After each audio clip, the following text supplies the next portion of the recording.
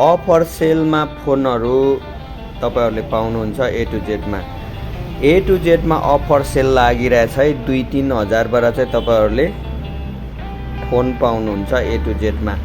ए to जेडमा specially exchange हुन्छ, exchange offer चलिरहेको छ र तपाईहरुले महँगो फोनहरू खोजिराख्नु भएको छ भने सस्तो प्राइसमा पाउनुहुन्छ। 60-70 हजारको फोन अब 20-25 हजारमा नै पाउनुहुन्छ। हेर्दा लाइक न्यू हुन्छ र तपाईहरुले रोजेर छानेर कस्तो फोन लिनुहुन्छ ए टु जेडमा पाउनुहुन्छ।